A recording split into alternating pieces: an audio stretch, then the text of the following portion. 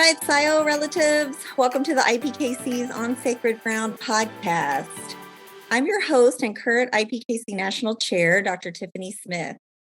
I am a citizen of Cherokee Nation and a descendant of Muskogee Creek, and in my professional role, I serve as the Director of Research for the American Indian Science and Engineering Society, or ACES. I also am adjunct faculty in the Higher Ed Leadership Program at the University of Alabama at Birmingham, where I teach college student development and higher ed administration courses. For episode 3 today, we are honored to host an amazing Indigenous scholar, Dr. Jameson D. Lopez.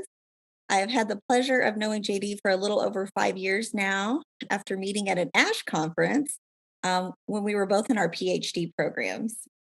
We were introduced through a mutual acquaintance who was a guest on our last podcast, Dr. Heather Schotten, who served as a part of both of our doctoral committees.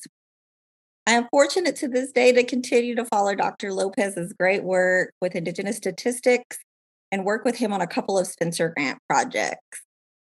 So now I'm going to introduce our special guest, Dr. Jameson D. Lopez. Dr. Lopez is an enrolled member of the Quipan tribe located in Fort Yuma, California. He currently serves as an assistant professor in the Center for the Study of Higher Education at the University of Arizona.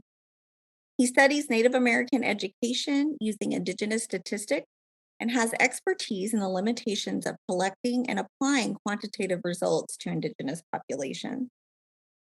He carries unique experiences to his research that include a 2010 deployment to Iraq as a platoon leader, where he received a Bronze Star Medal for actions in a combat zone.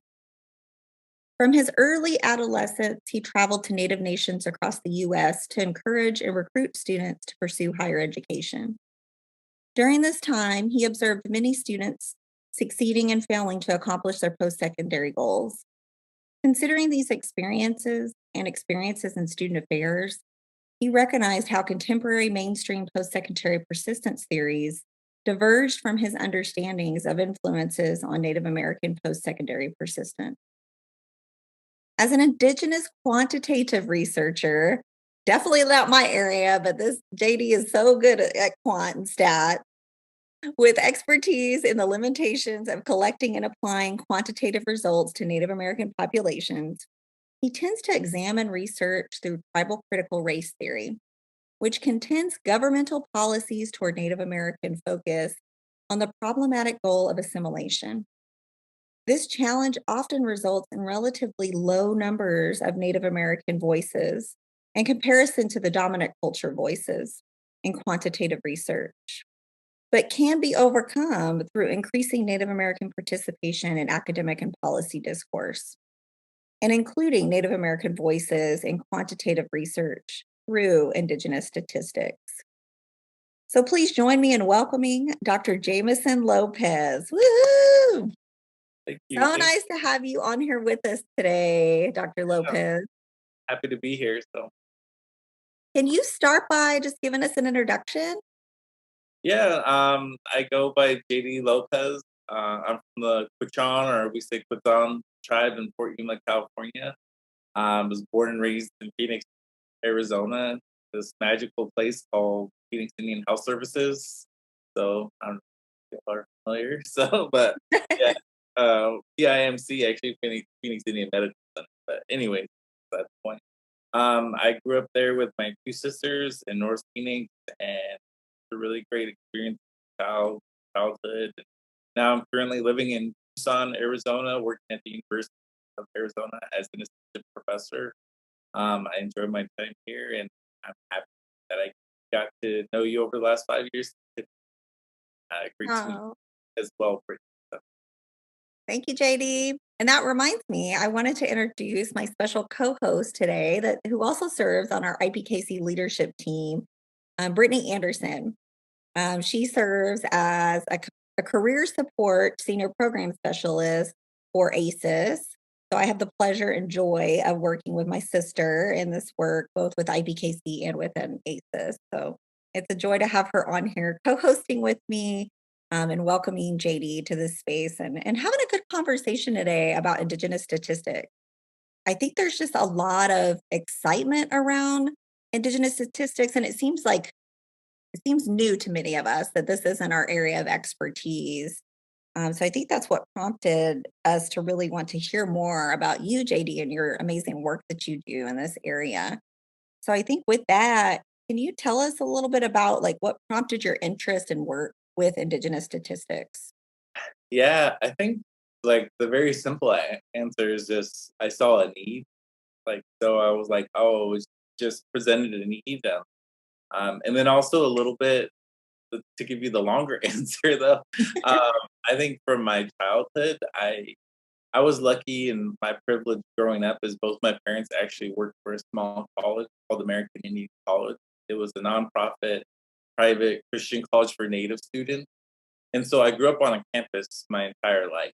Like since the day I was born, to the day I went to college, I was around, Native college students. And so we lived in a predominantly white neighborhood in Phoenix, but I would go to the campus a lot and be around other Native students. And then because my parents' position and because that school was so underfunded, like the faculty have to raise their support to work there. And so they just don't pay. And so we grew up, even though my parents were both educated, we grew up below the poverty line and they would take us out during summers and during the school year to go recruit students. And so we go to all these like little reservations across the US. And this was before the gaming industry was really big too. And so what would end up happening is we'd be sleeping in like random people's like living rooms and my parents would be like, hey, we're student comes to college kind of deal. And then, my dad was an administrator. So he'd be like, they'll work with me, I'll take care of them. My mom's like, I'll teach them. And that's how it was like recruiting native students. And so I got to see like a bunch of like different kind of lifestyles just across Indian country and like cultures, traditions, and whatnot. And I thought that was really cool. And then I would come back and see the students on campus, just see what their experiences were like. And I think for me, when I started reading the literature, fast forward into like my graduate program, I started looking at the literature and I was like, oh, this isn't like always reflective of the experiences I saw of Native college students growing up. And they weren't capturing other like types of small experiences that I remember seeing, and especially, and I'm speaking more to quantitative literature than the qualitative, but I was especially within quant literature, and I was like, wow, like, well, maybe I could help contribute to this area. Like, maybe I could do this through statistics. Um, one of those nuances could be like native. Uh, are you native? Yes, no. American Indian, kind of like the checkbox, like your race ethnicity. I think everybody's taken those courses since we're little kids, and so it's like, are you American Indian? Are you African American, Hispanic, or whatever it may be, Latinx? Um, even moving on beyond that, because as we know, like the experiences with being native are quite different. I grew up in an urban area going to the res. It's way different than my cousins who grew up on the res coming to the city to buy clothes, during each school year. Different than my nephews and nieces who go to the res and we only really stay at the casino now. And so it's like, we have such a different experience with our indigeneity, and how do you capture that within quantitative data? So I mean, I could talk about indigenous identity quite a bit. I mean, even my own, I grew up, like I said, in North Phoenix, and I didn't even realize I was native until I was 8 years old. And I, it was because I was around the playground and all these kids were talking about their identity. They were like saying, like I said, it was a white community, so they were like, we're Dutch, we're German, Italian, so forth. And then they all looked at me and they were like, what are you? And I was like, well, looking around, looking at me. I was the darkest kid I had ever seen in my life. And I looked back at them and I was like, well, I'm black. And they were like, okay, like JD's black. And we're like, oh, okay. So they accepted it. So the rest of the day I went around school saying I was black and I was African American. And my teacher overheard me and she didn't say nothing to me, but she called my mother. She was like, hi, Miss Lopez wanna let JD's going around telling everybody that he's black. And my mom started laughing. She was like, the teacher's like, is he African American? And my mom's like, no, he's Native American. I'll talk to him when he gets home. And so I was like, oh my God. And so I remember getting on the bus. I went, took the bus home. I got off the bus, walked through the door, and my mom was already sitting on the couch. And she was like, JD, like, come here, I have something to tell you, hey. And she was just like, JD, you're not black. And I was like, what? I thoroughly enjoyed being African American the first 8 years of my life.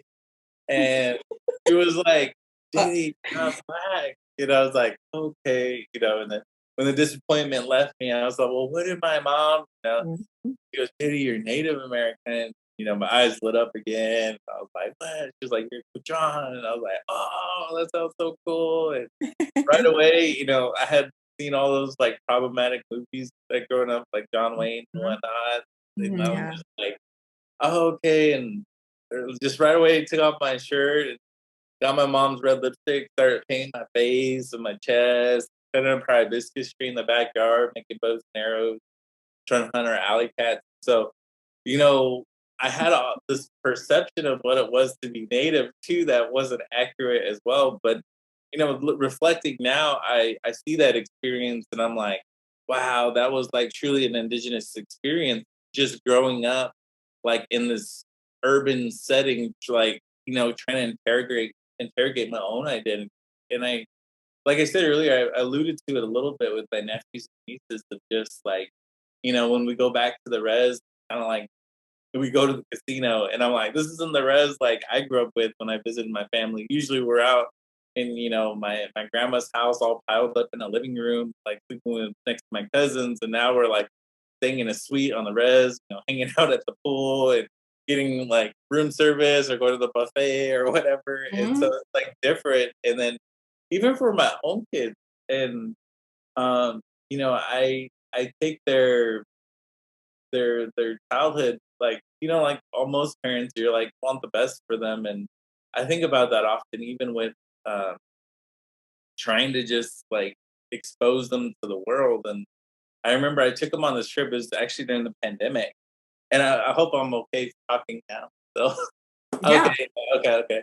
Um, it was during the pandemic, and I was like, still, I was a quasi single father at the time, and how old were they? They would have been, so that was 22. They're 7 and 8 now, so they would have been 5 and 6 at the time. And so they were 5 and 6, and we're in Tucson, summer, pandemic, and I was just like, okay, I want to take them. Like, I don't want them to stay in the house all summer. Like, I want to take them out. I want them to do something. I want them to like reconnect with the land, like let's be natives or something. And so I was like, what's the most native thing I can think of with connecting with the land? And I was like, oh, let's go to Yellowstone.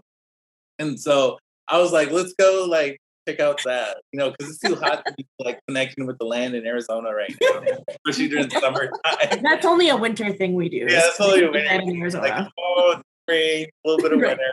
So Not the summer. I was like, it's too hot to be doing Way connecting too with the land during the summer in Arizona. And so I said, all right. So I took them on this long like drive, like 14 hours, and we went to Yellowstone.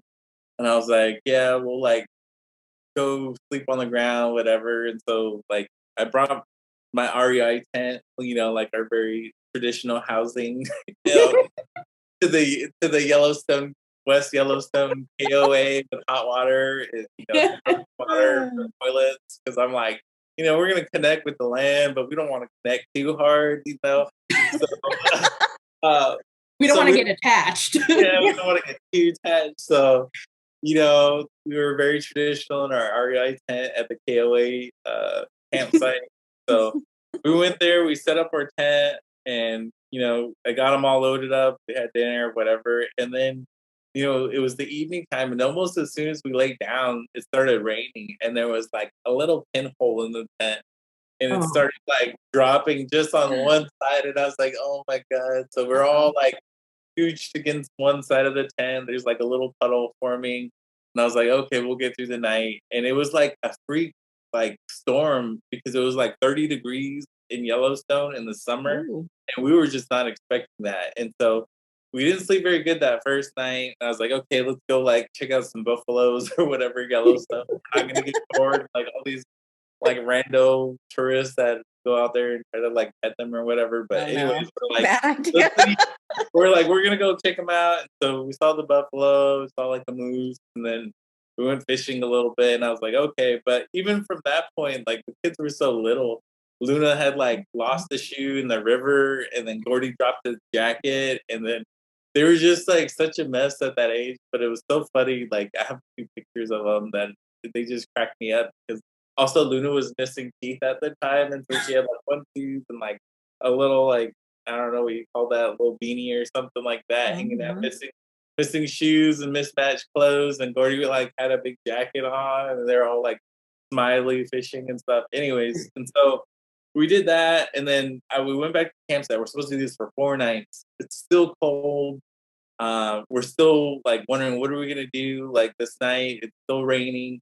But we slept in the tent one more night, and same thing that happened the night before. Didn't sleep very well. I was still like dripping in the tent, all that. And so the next morning, I was like, "We're not doing this anymore." I packed up the campsite, and then I was like, "We're gonna go do another native tradition. Let's go to Vegas and check out the casinos." And so we're gonna go check out the gaming industry, kids. So this was the pandemic, and so like the casinos in Vegas was still kind of closed down, but the hotels were so cheap in Vegas that I was like, oh my god, it's like $100 a night to stay at the Cosmo that had like the balcony with the fountain view of the Bellagio. Dang. Nice. So I was like, let's go stay there, and so we stayed there at the Cosmo in the hotel, and then literally I would just like it had a big tub and shower, so I turned them both on, and the kids like had like a little like I don't know, a little what do you call those? The little wet parts. Like a the splash Yeah, pad. splash pad. I'm like, Yes. yeah. Okay, wait. Didn't you have one of those in your tent anyways? That's why you escaped. Well, it was like too cold though to be like enjoying it. 30 degrees? Yeah, no thanks. I don't know. I would do it. Yeah, we were anyways, they were at the casino and like just hung out at the splash pad in the hotel room, and then I had meetings, and that was funny too because but Luna, my daughter, accidentally locked me out on the balcony when I was doing comprehension exam for a student, and I was like, Luna, I'm stuck out here. She's like, I don't know what to do, and they were like watching the melon or something, and then like they were playing with the locks, and then they couldn't figure out how to unlock it. So I was just like standing out there. I was like, well, it's not too hot. Like I could take it. And so I just sat out there for a few hours, and then finally figured it out. And then I was able to get back into the actual hotel room. But I talk about that experience because one is like indigeneity. Like we all have different experiences, and what are the way? I'll try to get back to quant now, but what are the ways that we like kind of measure that experience? Like I probably mentioned 2 or 3 different experiences that I had, and then I mentioned some experiences that my kids had, and I know you all probably have your own experiences. Your indigeneity. And I think for me, I started thinking about that within research, and there was this kind of theory, the peoplehood paradigm by Robert K. Thomas. It's like the extent to which you belong to a particular people is related to your knowledge of language, land, kinship, and ceremonies, sacred history. And I thought about that, and I was like, oh, what if we were to like measure that? How would we ask questions to be able to look at indigeneity? Like, okay, so did you grow up on your homelands? Do you understand who your family are?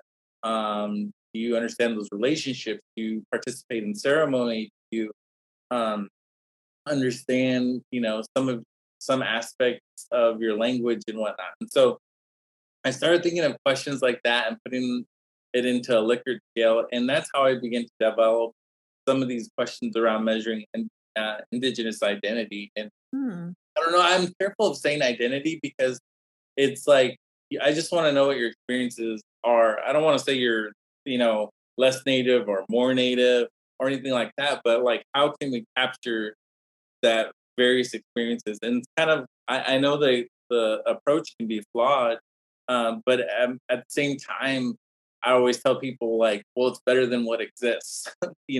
It's better than just saying I'm native. And then the reason also is like when you think about when we just check a box, we know people are committing ethnic fraud. We call it scandal case. We know that there's disenrollment for some of our Native students, so we know identity is really complicated. I know one of the kids on my res, he grew up on the res, 17 years old.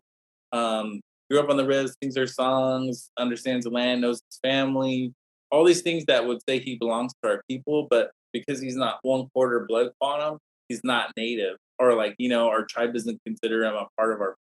And to me, I'm like, man, he's more connected with our tribe than I am. So, but because of some rule around blood quantum, couldn't be included. But those are folks that I would want to include in the data set. And those are folks that I want to say, what has your experience been? And like, besides this like government, paper that says you're native, I want to see, what your experiences with indigeneity has been, and like growing up in our community and whatnot. And so that's been one of my approaches to statistics. Earlier I was joking around about the casinos and going to Vegas, but I also think about that in terms of like, how do we begin to incorporate, kind of new traditions within research? I wouldn't say gaming's like a new tradition or anything like or even a tradition in itself. But I think it's a part of our community, especially, and for those tribes that do have casinos. And I'm like, I wonder, like, where does that belong within research? And besides just funding research, where does it belong in just our, I wouldn't say identity, but as an aspect of our community, within the research. And so that's something I've been grappling with lately too, of just asking those types of questions. So, I definitely appreciate your perspective. And I think this is maybe kind of where you were heading, or, can be, you've already touched on this a little bit, but why is data sovereignty important for Indigenous communities? oh yeah. So, for me, I'm mostly in education. I'll do analysis in different types of fields, but mostly in ed is where my research is housed. And I would say Indigenous data sovereignty is important because it allows you to control, the collection of data and how it's analyzed, and then also the research questions that are going to be answered. One of the things that we see within education, especially within post-secondary education, is we often measure educational success by, first to second year persistence, for your graduation rate, GPA. I would say those are very like traditional aspects of measuring educational success. And I don't think we've always stopped to ask ourselves, how do we measure educational success from an Indigenous perspective, from a Quechan perspective, from a Comanche perspective? How would we measure that educational success? And when you have your own data and you're collecting your own data and you're analyzing it, you have time to think about those types. I remember I went back to my my community, and I remember asking some of our elders like, what to use as successful college students, and none of them, did say first, second year persistence. They didn't say we want them to have a 3.0 GPA and our graduation rate to be 82%. It was like, no, we want them to, give back to the youth. We want to see them be mentors. We want to see how they're contributing to our tribe. We want to see how they're protecting our land, our language, and our, just our ways of life. What are they doing to give back essentially? And I think I took what they said and I was like, that's so true. When you read the literature on natives, everybody's going to, call, and I should say majority, I don't know if I could say everyone, but I would say almost everyone is going to college because they want to get back to the tribal community in some way. And Mhm. so in my mind, I'm like, well, if giving back is such an important aspect of higher education, then maybe it should be the outcome of higher ed. Because sometimes I don't think that, necessarily a graduation, of course we want our native students to graduate, but I think there's some native students that only go for a year and then they go give back to the community. I would never say that they're a failure. I Right. wouldn't say they're not successful. I would say like that person did what they had to do. They went to, their college for a year, they got whatever skills they needed, decided, hey, this isn't for me, but I'm gonna go back to my tribal community and give back. I'm like, hey, they took that experience from that year and they're giving back, they're successful in my mind.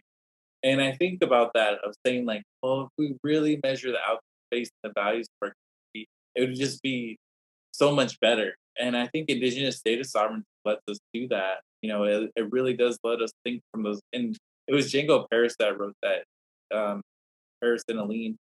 It was something like, the educational outcomes need to be based on the values of our.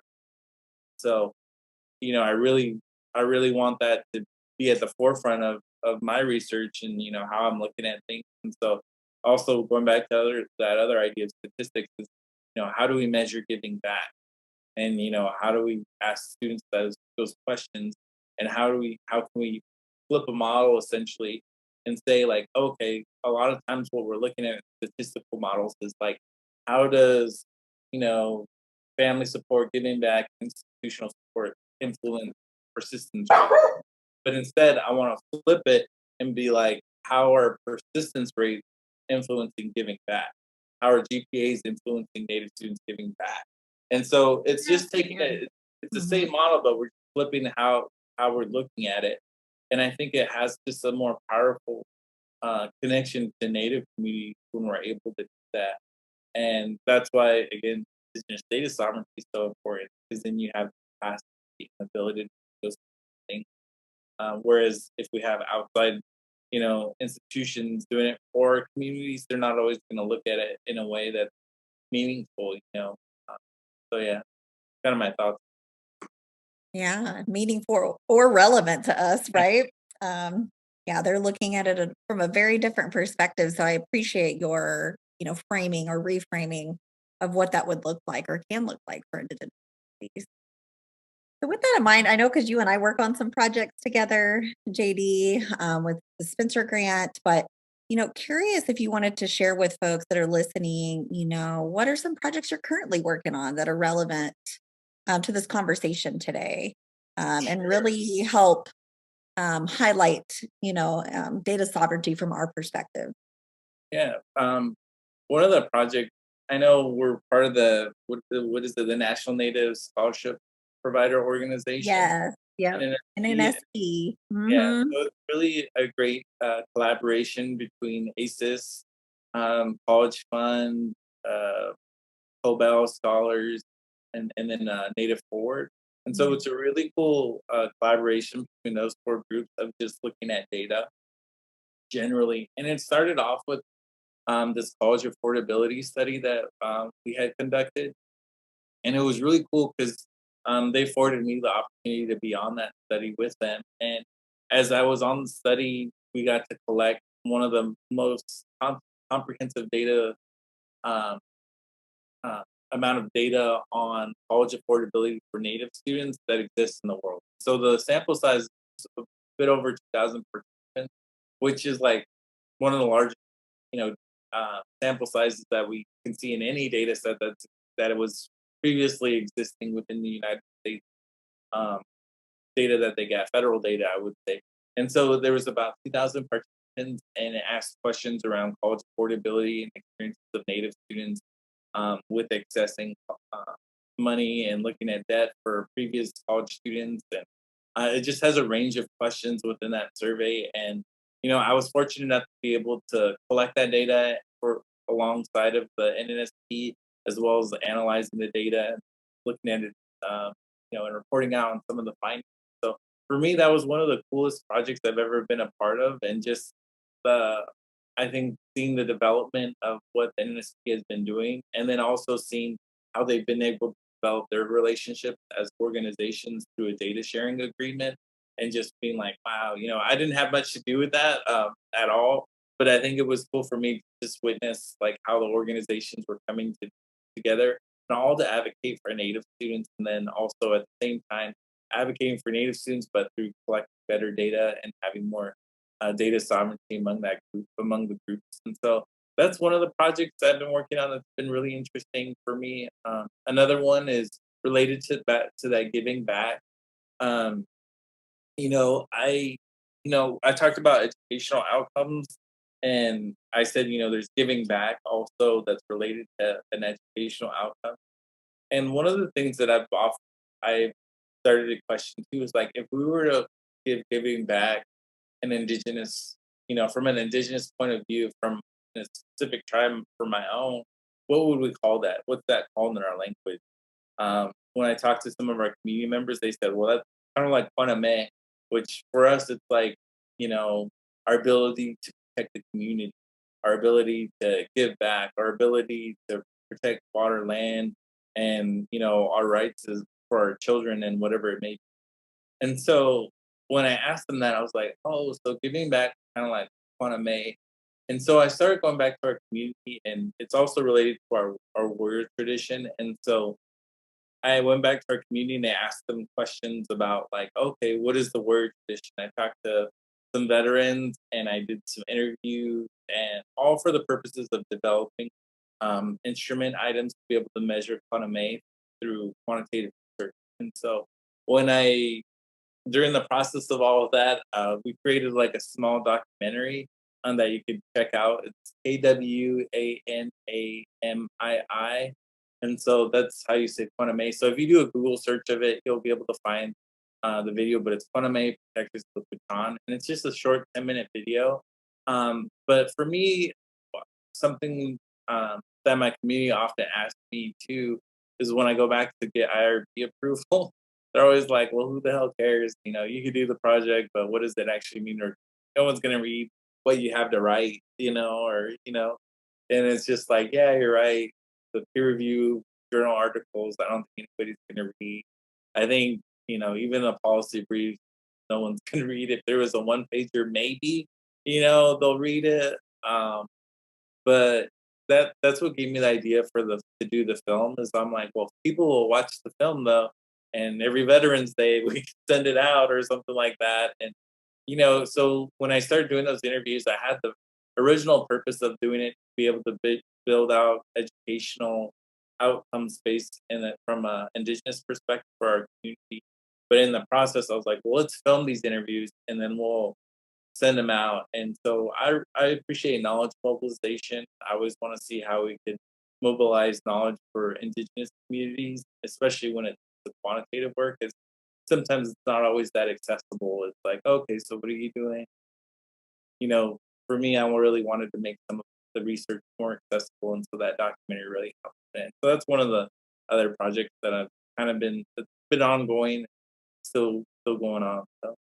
I think that's really cool, JD, because you kind of blended your two worlds as a veteran yourself, Yeah. which would know for your service, Oh, yeah. and your experience there, right, to how you're serving the community as well, and including veterans in this conversation, right? I really appreciate the way you blended your passions and your experiences together to create something beautiful.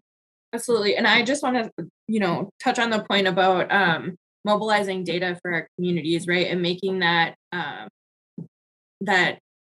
knowledge accessible to everyone, right? Because I think there is such a big gap between, the research that we do and kind of this like ivory tower writing and stuff that we do every day versus like when we go home and talk about what we do, it's so different. So I appreciate that as well. Can I add one more thing, Brittany? I Yeah, just wanted to definitely. say, I think in that same vein of making accessible, the other side of that we have to think about is protecting it too. I think protecting the data's misuse by those that don't understand and that aren't indigenous and that just want to take pieces of that and interpret it as they see fit. So I know this has been a conversation, JD, within our NNSP group and the work we've been doing too. But what are your thoughts on the privacy and protecting that data as well? Well, I think that's one of the most important aspects of indigenous data sovereignty too. Is like I said, like just being able to control how the data is collected, what questions are asked, and then how it's analyzed are so important because for those privacy reasons, you don't want to build a narrative. I think what's happened in history, I mean, history will show how much damage has been caused by research from anthropologists, non-indigenous researchers within our community, and they tell a story that so incomplete or just completely off base about our community that just it doesn't exist. And I wonder how much our people because of it have embodied it through later generations.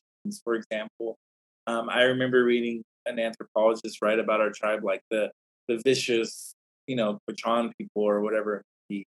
And I was like, I grew up thinking like, oh, we're vicious people. And I remember my cousins and like everybody was always a little mean. And I'm like, why are we so mean? Well, we're vicious. That's the way I've always been.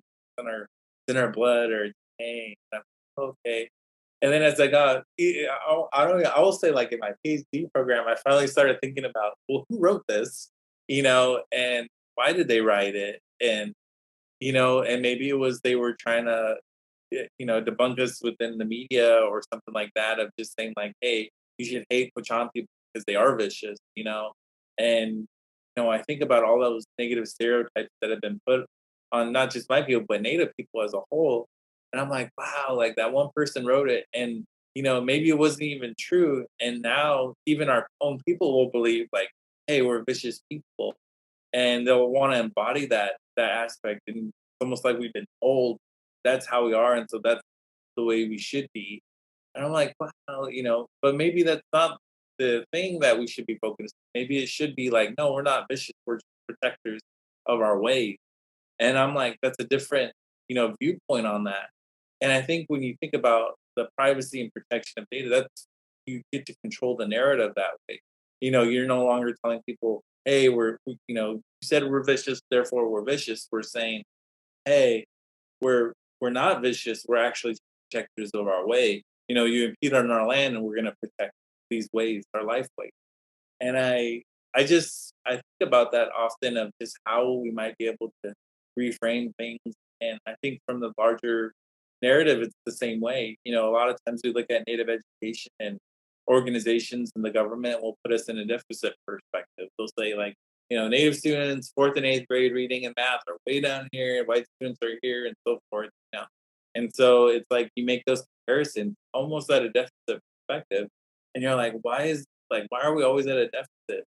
Especially with reading and math. Why is there always the quote unquote achievement gap?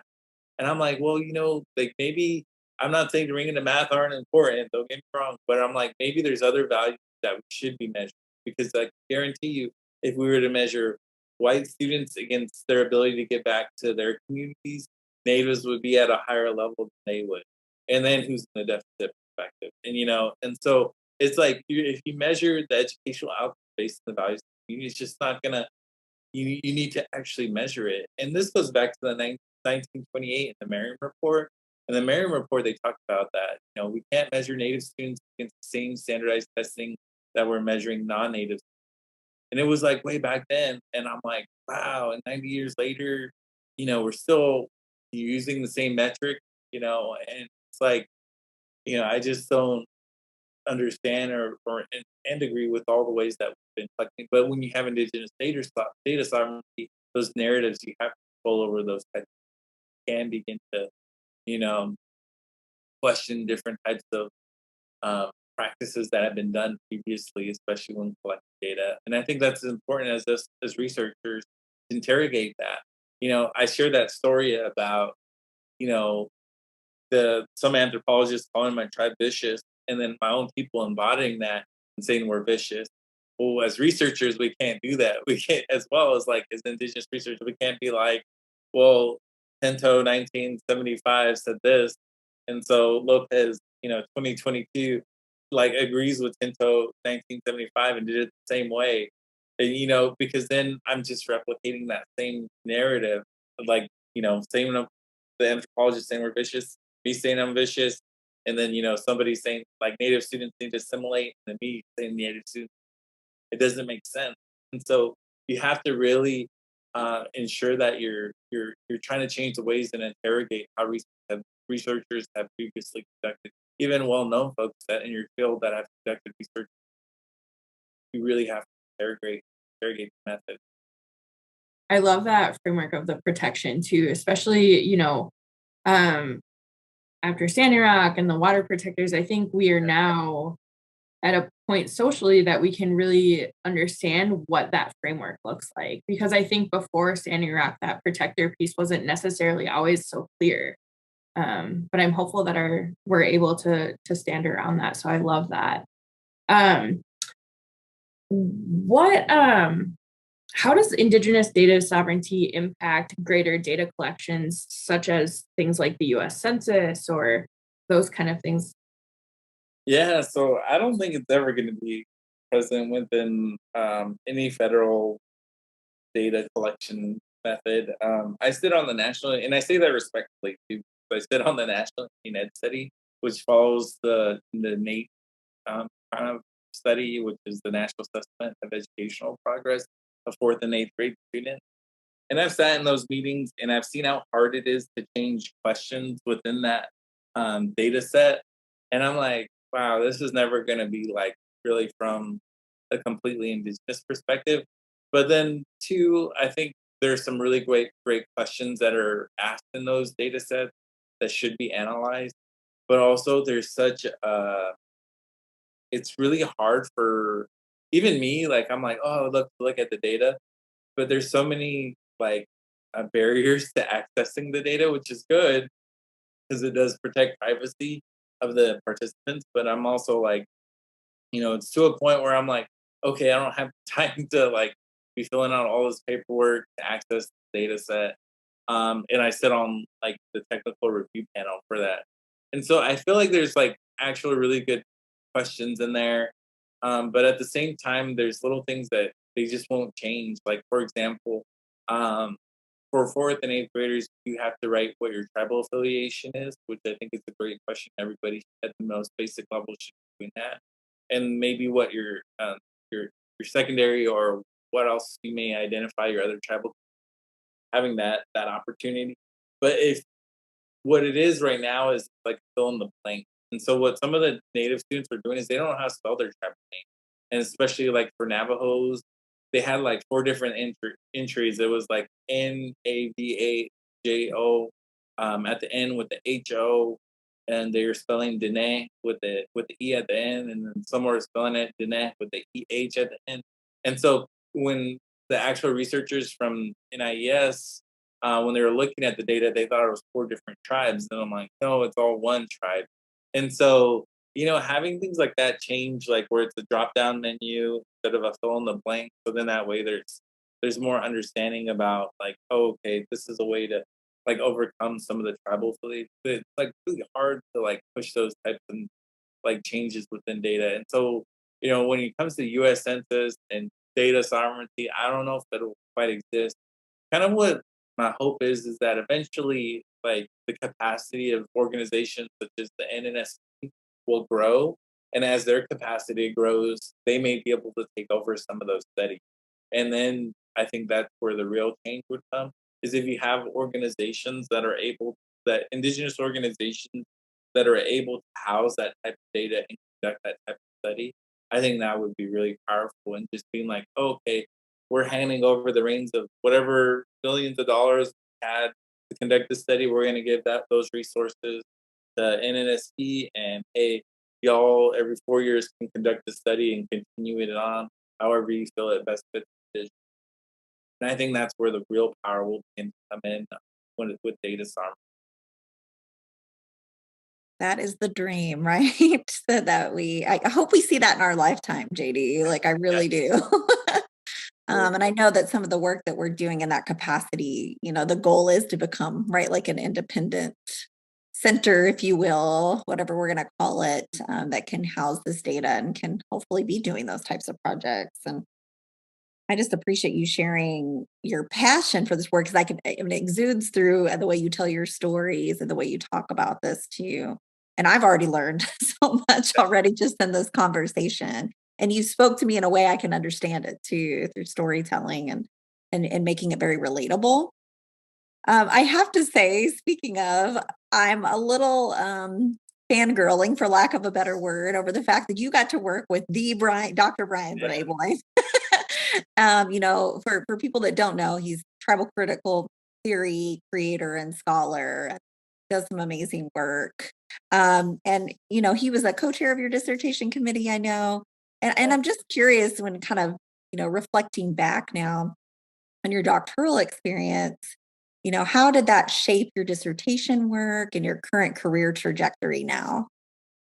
Yeah, he's an incredible scholar. Obviously, I don't probably have enough words to say just how much he meant to me, just like in the process of creating the dissertation, kind of framing my work and giving an opportunity. I think is probably one of the greatest things that he gave me too.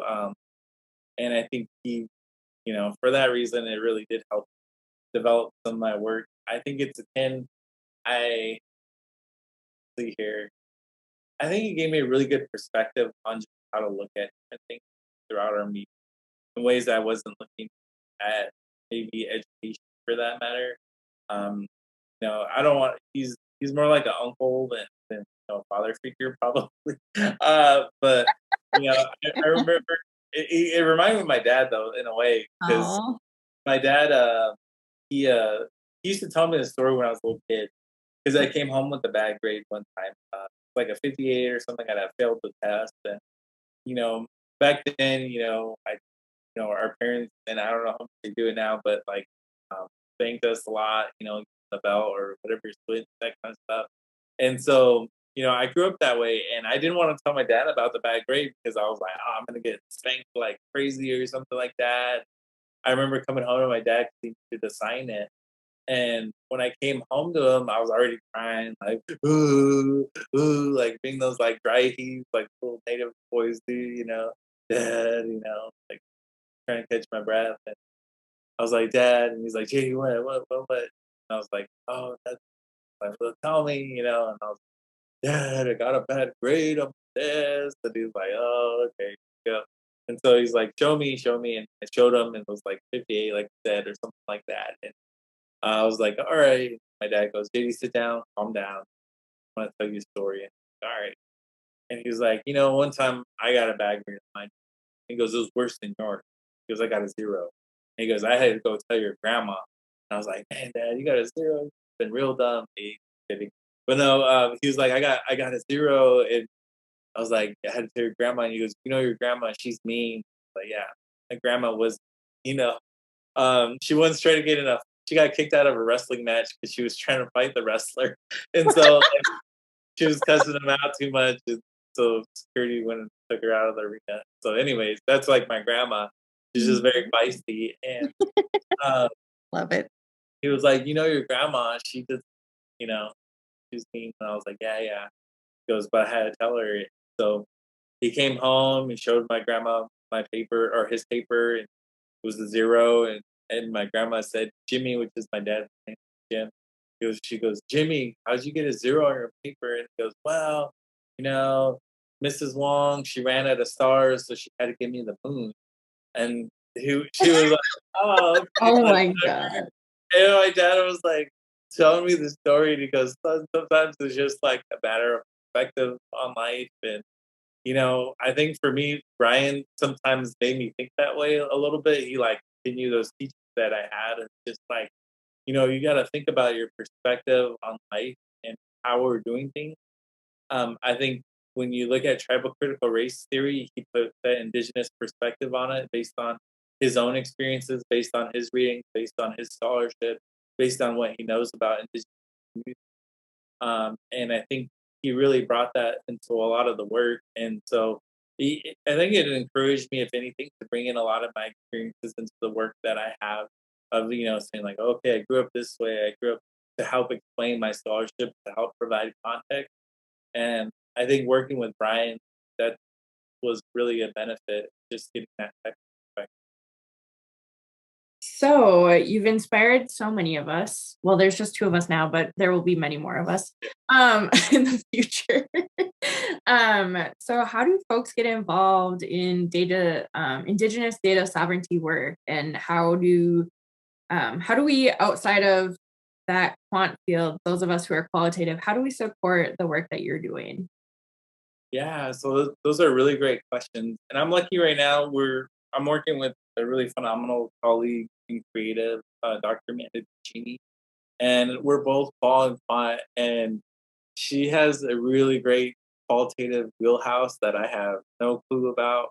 But we work good together because she's helping me develop a survey around Indigenous campus climate, and developing a tool that can measure that within non-native institutions. And so I think as qualitative researchers, if you want to support quant and quant supporting qual too, there's something with scale development. When I say scale, like survey instruments and whatnot, it's really based in literature as well as interviews. And we call that validity evidence based on test content, like the term. And so, like, validity evidence based on test content is exactly like qualitative research. where you want to look through and do interviews and say like, how would you measure giving back? And then taking whatever the respondent says from those interviews and then almost coding it and then saying like, okay, I noticed between these 20 interviews that they said this. And so there's like definitely some qualitative research that goes into developing some of the first survey instruments used within Indigenous statistics. So I think that's a really great way of, what I'm with me and Dr. Ticini right now of just supporting each other's work. And, she's teaching me a lot. I've been doing, I think I've done like 12 or 15 interviews now. And I'm like, oh, I hate transcribing. So thankfully we have people doing our transcribing. But we're getting ready to go into coding phase, and I'm like, oh, I don't know, this isn't my thing, but I'll do it. But I'm learning a lot at the same time. So, anyways, that part's been a really great relationship. If you're getting involved in statistics, and honestly, I think this is just like life advice, is like don't overthink it too much. I work with a lot of like native students and just PhD students in general. And sometimes I feel like PhD students in general can be like very perfectionist. Like don't be a perfectionist. And like it's a perfectionist to the point it's crippling for them, where they're like, I can't move because it's not perfect. And I'm like, no, you gotta move. You gotta do something. Like it's not gonna be perfect. You gotta move on. And so you put whatever best forward to the like deadline, timeline, whatever you have, and then you move on. And so and then you look back and say, oh, I could have done this better. But don't let it like debilitate you from moving forward because we need you. We need you to be in this work. And that's kind of my advice. If you want to get involved, don't overthink it too much. Just give it a shot. My mom, when I was little, I used to complain because we get commod food. And I remember like we get commod peanut butter, and at first it probably wasn't my favorite kind of commod, but it was like a silver can with a white label and it said peanut Mhm. butter on it. It had like really janky like kind of peanut on the front of it. And I remember that because there was always like a I don't know. It just was always so rough because whenever you go to scoop it and you put it on your bread, it would tear up your bread really bad. And Mhm. I'd be like, Mom, like, this peanut butter sucks. Like, why can't we just have like white people peanut butter, like Peter Pan or like Jif or something like that? And my White mom, peanut butter. yeah, and she would be like, Diddy, like stop complaining. And then one time she was, let me show you a trick. And she got like some syrup and put like a teaspoon, started Mhm. mixing it in the peanut butter. And she goes, see, smooth just like Jif, just like white people peanut butter. And I was like, oh, yeah. And, I remember that because I think of it like, just use what you have, like what's around you, what you have access to. I think that's what's important too. I know for me, like I had access to my tribal community. I had access to our ways of knowing and being. I have access to, what I think may be the best approach to measuring Indigenous experiences within Native communities. And I'm not saying it's the best, but I'm saying like I'm using what I have, what I know. And like, you just use what you have and what you know. And then over time, maybe you get more resources and buy Jif peanut butter or maybe you realize the Kamad peanut butter was the best. But same thing within research is like maybe I'll use this model of measuring native experience because I think it's the best. Or maybe there's something better that's going to come along, and I'll be like, actually, that's a better model, and I'll use that. And so you just use whatever you have access to, and don't overthink it. Don't try to be a perfectionist about things. Give it your best shot because we do need you in the work. So. Dang, just so many good little like embers that are lighting little sparks in my brain. I do not consider myself quantitative at all, but now I'm like, dang, okay, maybe I need to reevaluate my commod peanut butter. I think that was a great tidbit to end on. That is the end of our questions for you, Dr. Lopez. Um, Dr. Smith? Yeah, well, I wanted to say, Wado, thank you so much for your just being here and sharing virtual space with us. just appreciate you so much. It's always good to reconnect with you and see you and hear your stories and your passion and all the great work that you're getting into these days. Good trouble, right? Good trouble. Um, but I did want to put in a quick plug because JD was talking about how, using these things around you. And then when you get more resources, you can do more things. Well, Dr. Lopez is doing just that now. He actually has his own website, jamesondlopez.com. Check it out after this. He does do a lot of consulting work and speaking engagements and things like that. So if folks are interested in learning more too about his story, I think his website's really great and articulating and sharing a lot of that as well too. But I too have gained so much new knowledge today, JD. So thank you for gifting us with your time and your knowledge and your space and all of that. We just so appreciate you at the IPKC. I think it was such a good time to talk about Indigenous data sovereignty as more and more folks are kind of, talking in this space and learning more about what that means. So again, just Wado, thank you. And we hope to hear from you soon. This was episode 3, y'all. Check it out on our YouTube channel and we'll talk soon. We quit.